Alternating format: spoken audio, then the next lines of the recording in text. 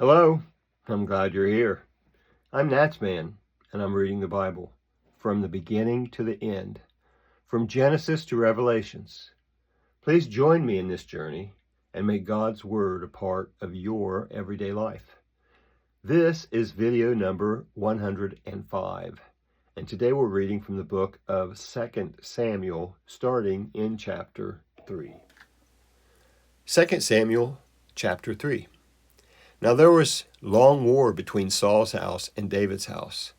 David grew stronger and stronger, but Saul's house grew weaker and weaker. Sons were born to David in Hebron. His firstborn was Amnon of Ahinoam, the Jezreelitess, and his second, Chileab of Abigail, the wife of Nabal the Carmelite, and the third, Absalom, the son of Maacah, the daughter of Talmai, king of Geshur, and the fourth, Adonijah, the son of Haggith, and the fifth, Shephatiah, the son of Abital, the sixth, Ithream of Eglah, David's wife. These were born to David in Hebron. While there was war between Saul's house and David's house, Abner made himself strong in Saul's house. Now Saul had a concubine whose name was Rizpah, the daughter of Aiah, and Ishbosheth said to Abner, "Why have you gone to my father's concubine?" Then Abner was very angry with Ishbosheth's words and said, "Am I a dog's head that belongs to Judah? Today I showed kindness to your father Saul's house, to his brothers and to his friends, and have not delivered you into the hand of David. And yet you charge me today with a fault concerning this woman. God do so to Abner, and more also, if, as the Lord has sworn to David, I don't do even so to him, to transfer the kingdom from Saul's house, and to set up David's throne over Israel and over Judah from Dan even to Beersheba."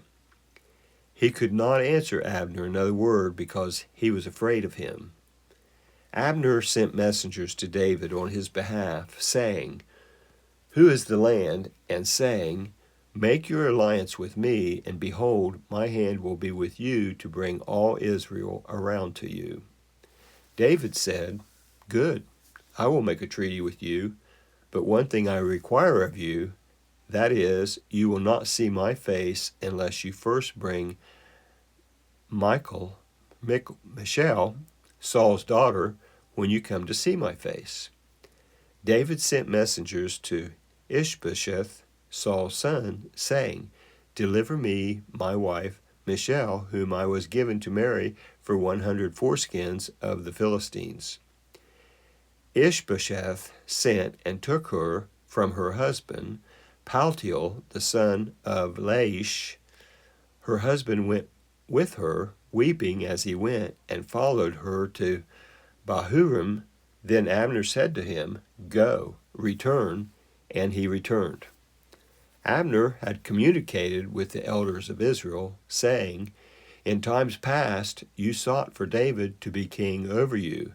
Now then, do it, for the Lord has spoken of David, saying, by the hand of my servant David I will save my people Israel out of the hand of the Philistines and out of the hand of all their enemies." Abner also spoke in the ears of Benjamin, and Abner went also to speak in the ears of David in Hebron all that seemed good to Israel and to the whole house of Benjamin. So Abner came to David to Hebron, and 20 men with him. David made Abner and the men who were with him a feast. Abner said to David, "I will arise and go, and will gather all Israel to my lord the king, that they may make a covenant with you, and that you may reign over all that your soul desires." David sent Abner away, and he went in peace. Behold, David's servants and Joab came from a raid and brought in a great plunder with them. But Abner was not with David in Hebron, for he had sent him away, and he had gone in peace. When Joab and all the army who was with him had come, they told Joab, Abner, the son of Ner, came to the king, and he has sent him away, and he has gone in peace. Then Joab came to the king and said, What have you done? Behold, Abner came to you. Why is it that you have sent him away, and he is already gone? You know Abner, the son of Ner. He came to deceive you, and to know your going all out and your coming in, to know all that you do. When Joab had come out from David, he sent messengers after Abner, and they brought him back from the well of Sirah. But David didn't know it. When Abner had returned to Hebron, Joab took him aside into the middle of the gate to speak with him quietly, and struck him there in the body, so that he died for the blood of Asahel his brother. Afterward, when David heard it, he said, I and my kingdom are guiltless before the Lord forever for the blood of Abner the son of Ner. Let it fall on the head of Joab and on all his father's house. Let there not fail from the house of Joab one who has a discharge, or who is a leper, or who leans on a staff, or who falls by the sword, or who lacks bread. So Joab and Abishai, his brother, killed Abner, because he had killed their brother Asahel at Gibeon in the battle. David said to Joab and to all the people who were with him, Tear your clothes and clothe yourself with sackcloth and mourn in front of Abner. King David followed the bier. They buried Abner in Hebron, and the king lifted up his voice and wept at Abner's grave. And all the people wept. The king lamented for Abner and said, Should Abner die as a fool dies?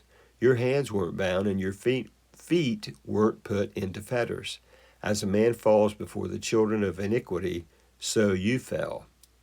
All the people wept again over him.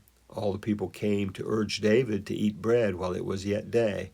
But David swore, saying, God do so to me, and more also, if I taste bread or anything else, until the sun goes down. All the people took notice of it, and it pleased them, as whatever the king did pleased all the people. So all the people and all Israel understood that day that it was not of the king to kill Abner the son of Ner. The king said to his servants, Don't you know that a prince and a great man has fallen today in Israel? I am weak today, though anointed king. These men, the son of Zeruiah, are too hard for me. May the Lord reward the evildoer according to his wickedness. That's 2 Samuel 3. This is 2 Samuel 4. When Saul's son heard that Abner was dead in Hebron, his hands became feeble, and all the Israelites were troubled. Saul's son had 2 men who were captains of raiding bands. The name of one was Baanah, and the name of the other was Rechab. The sons of Rimmon, the Beerothite of the children of Benjamin, for Beeroth also is considered a part of Benjamin, and the Beerothites fled to Gideon and have lived as foreigners there until today. Now Jonathan, Saul's son, had a son who was lame in his feet. He was 5 years old when the news came about Saul and Jonathan out of Jezreel, and his nurse picked him up and fled. As she hurried to flee, he fell and became lame. His name was Mephibosheth. The sons of Rimoth, the Beerothite, Rechab, and Baanah, went out and came at about the heat of the day to the house of Ishbosheth as he took his rest at noon. They came there into the middle of the house as though they would have fetched wheat, and they struck him in the body, and Rechab and Baanah his brother escaped. Now when they came into the house as he lay on his bed in his bedroom, they struck him, killed him, beheaded him, and took his head, and went by the way of the Arabah all night. They brought the head of Ishbosheth to David to Hebron, and said to the king, Behold, the head of Ishbosheth the son of Saul, your enemy, who sought your life. The Lord has avenged my lord the king today of Saul and of his offspring." David answered Rechab and Baanah his brother, the sons of Rimmon the Beerothite, and said to them, "All the Lord lives, who has redeemed my soul out of my adversary. When someone told me, 'Behold, Saul is dead,' thinking that he brought good news, I seized and killed him in Ziklag, which was the reward I gave him for his news. How much more, when wicked men have slain a righteous person in his own house on his bed, should I not now require his blood from your hand and rid the earth of you?" David commanded his young men, and they killed them, cut off their hands and their feet, and hanged them up beside the pool in Hebron. But they took the head of Ishbosheth and buried it in Abner's grave in Hebron. That was 2 Samuel 4. This is 2 Samuel 5. Then all the tribes of Israel came to David at Hebron and spoke, saying, "Behold, we are your bone and your flesh. In times past, when Saul was king over us, it was you who led Israel out and in. The Lord said to you, 'You will be shepherd of my people Israel, and you will be prince over Israel.'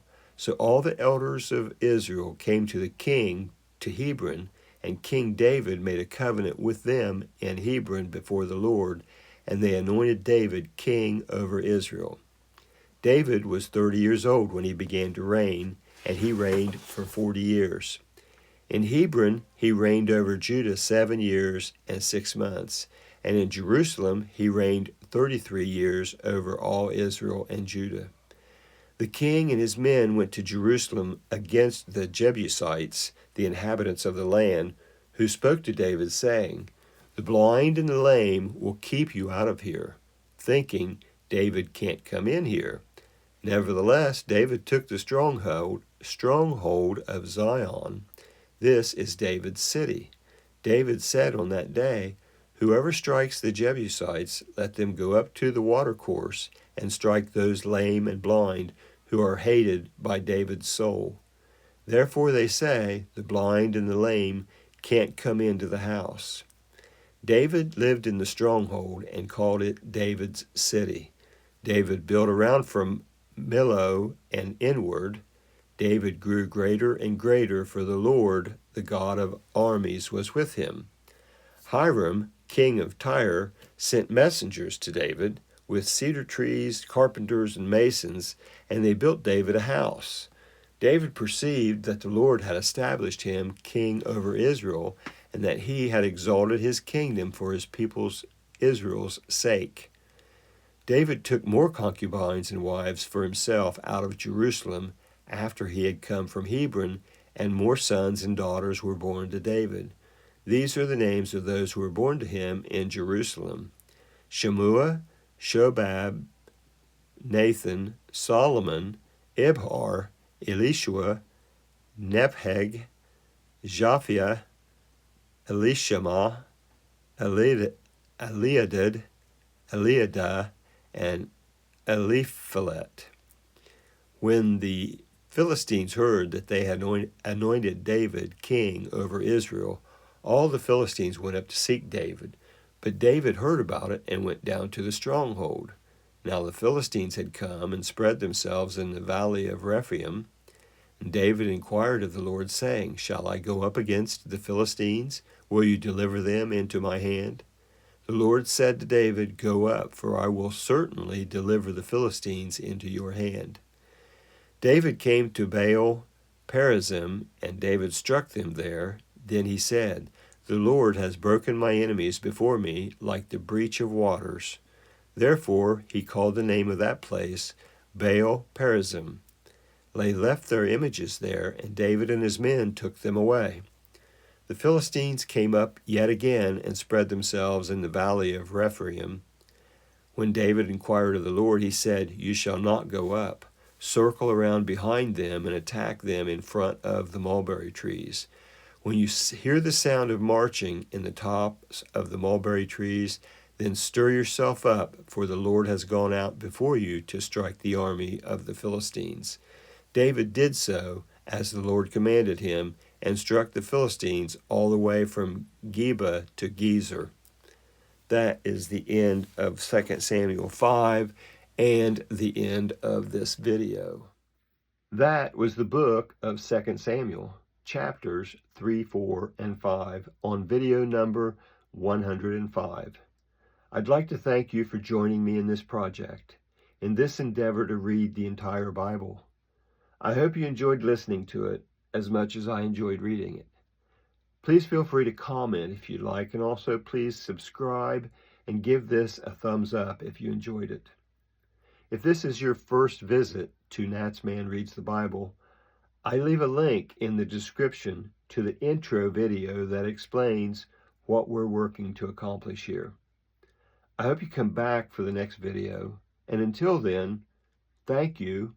I hope you have a blessed day. I'm NatsMan, and I'm out.